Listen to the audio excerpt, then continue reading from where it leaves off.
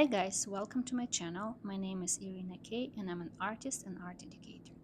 In this tutorial, I will focus on a small scale hat drawing, and before we will delve into the journey of using full palette of colors, I suggest to focus on the basic hat proportions and work with lights and shades on a face. It will help you to focus on lights and shades despite of using the color. Plus, you will think more about how to combine tones and shades instead of thinking about small detail. Let's start to draw small scale head, and you will need graphite pencil and eraser. And the first, I would like to see the main size for the head, and I will emphasize the line on the top where the head will start and line on the bottom when will be chin. So now when I already decided about the length of the head, now I need to decide how wide would be this head. Considering basic head proportions, a little more than half of the head would be the width of that head. So we need to separate length in half and use slightly more than half for the width of the head. And now when I know how wide would be the face that I'm drawing, I can use the same measurement once again, and it will help me to find upper line for the eyebrows.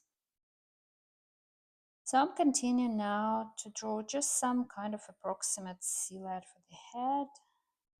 I highly recommend don't press on pencil too hard, so you won't make any lines that not easy to erase. And I'm not continuing at this moment to the bottom side.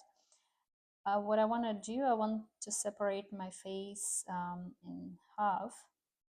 Again, you can measure one side compared with another, or if your eyes are trained well, you just can do it without any measurements.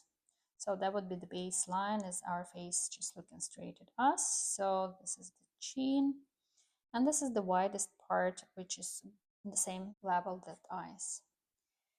So the next step, we need to look at the jaw bones because they will be something in between this widest part of the face and the chin, which is also not just a point, but it has some width.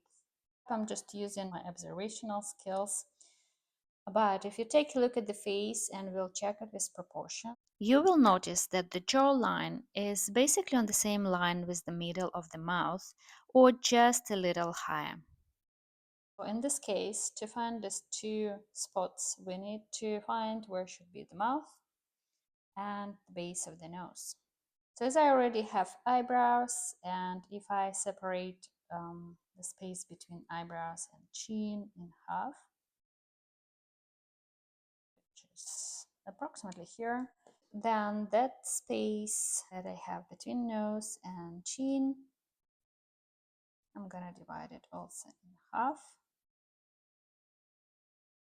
And that's basically the lower part of the mouth. Now I would look how wide are lips and will emphasize corners of the mouth.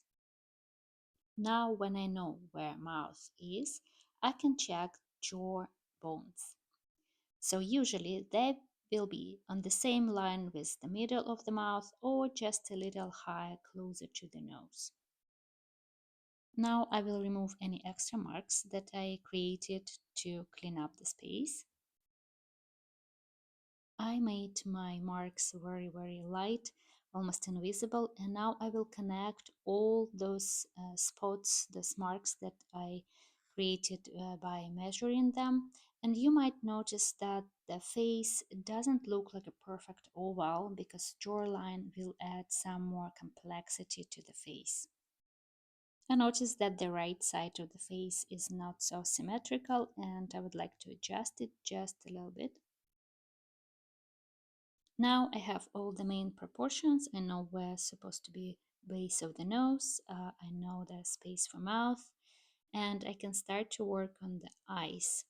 And if you look at any reference, you might notice that the space between eyes is the same as the length of one eye. So actually you have like one eye, second eye is like a space between eyes, and the third length of eye. So keep in mind there is some distance between eye and the edge of the head, which will be approximately half of the eye. Now I'm starting to draw actually the shape for the eye, and I'm trying to make it more symmetrical. So that's why I work on one side, then continue to work on other side, upper eyelid and lower eyelid, going back there and back to make it more symmetrical. And continuing to work with eyebrows. Pay attention on the space between eyebrows. Usually it's shorter than the space between eyes. I usually look at the spot which is kind of beginning of the eyebrow, which is the lowest spot.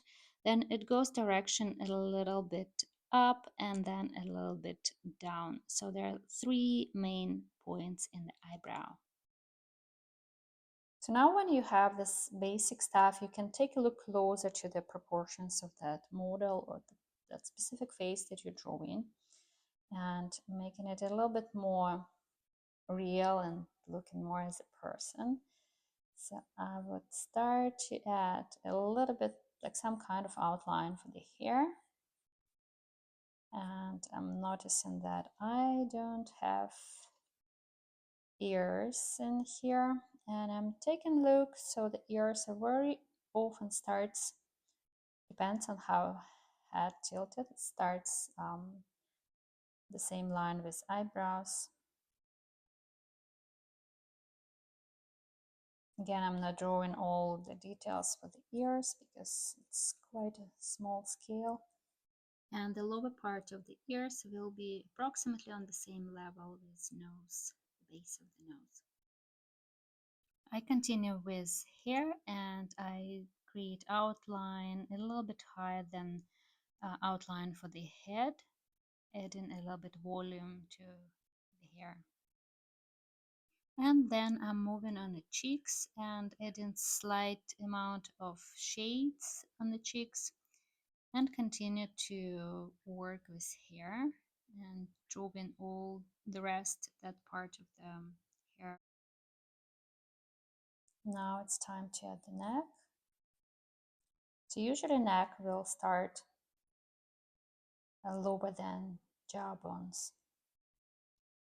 And just pay attention that the neck is not too slim, not too wide.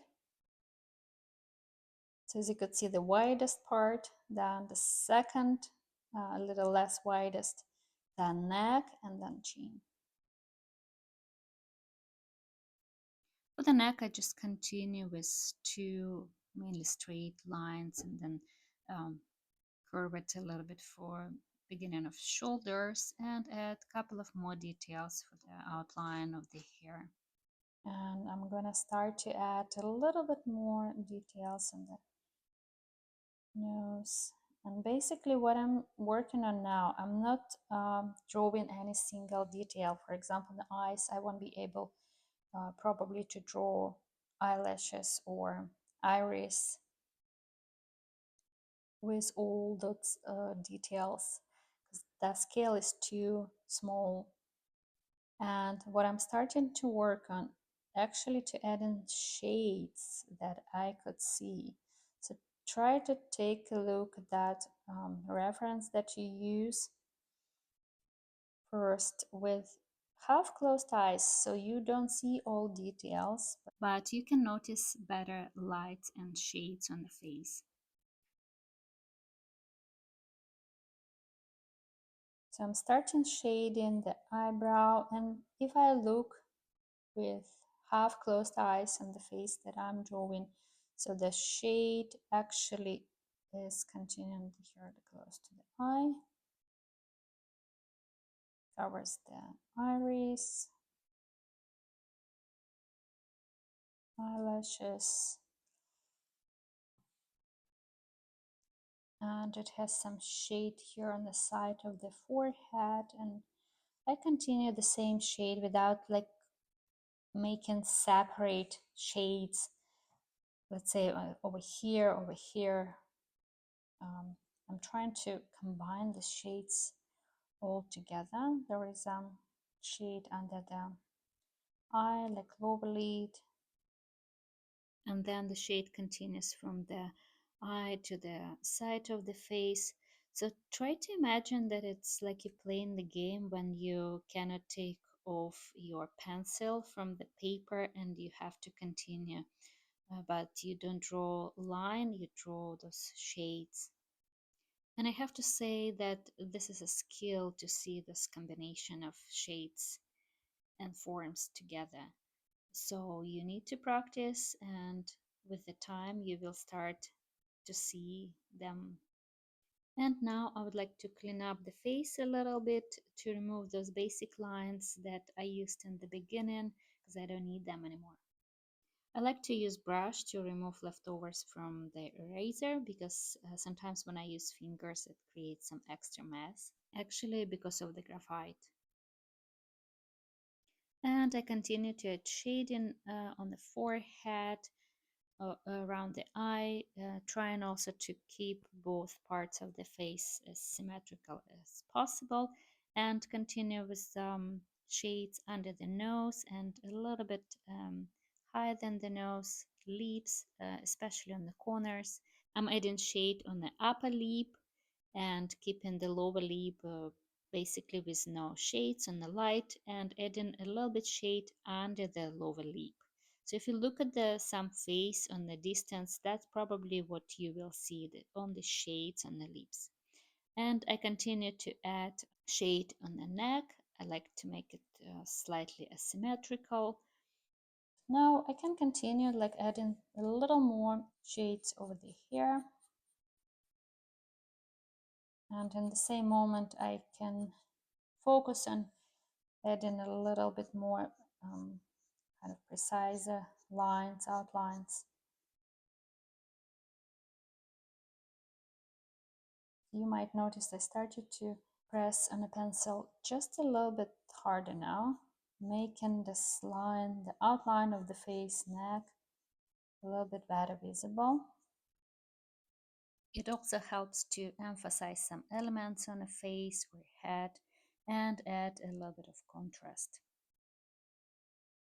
Now I'm shading hair, and especially I try to make it slightly darker closer to the neck and closer to the ear to create a little bit of depth. I'm also trying to work a little bit everywhere on the head, the face that I'm drawing, not to stuck only on one side, but to work onto the entire of the face. You might notice the direction of the hatching that I'm using for the hair. So trying to imitate the texture of the hair with a direction from the top to the bottom. I use watercolor paper that has its round texture, and sometimes I need to spend a little more time to cover the small gaps that this texture creates. I'm adding a little bit better visible hatching to make hair a little bit more alive, and moving on the top of the head and focusing again on shades rather than on any separate hair. So my focus again is on the darkest part on the hair at the moment. And again, the direction of the hatching is from the top to the bottom, so I'm not crossing hatching. Otherwise it will create a little messy effect. And also on the top of the head I'm using a little bit curvy lines, curvy hatchings. So working on tonal shading will help greatly to see how to combine shades, that you're not actually working on the eye or eyebrow, you're working on the shades in them and around them.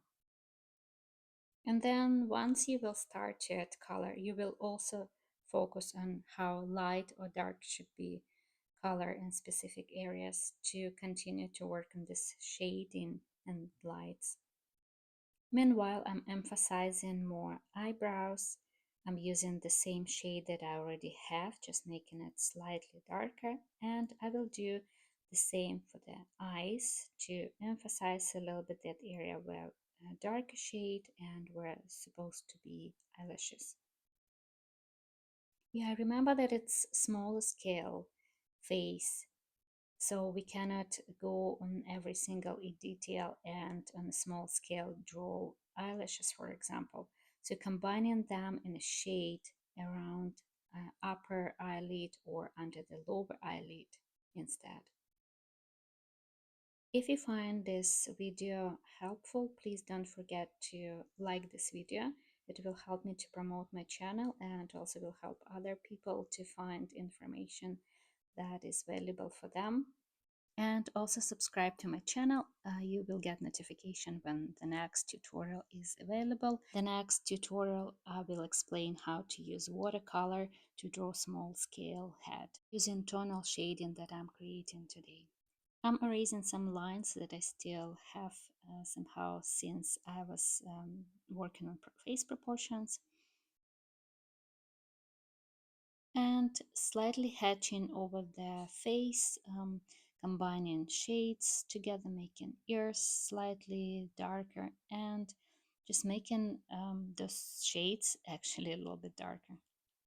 If you will use this tutorial as a step-by-step guide and will draw small scale face, and if you would like to share with me your result, I will be really happy to see it. You can DM me on Instagram. My Instagram account is irinak.fashion.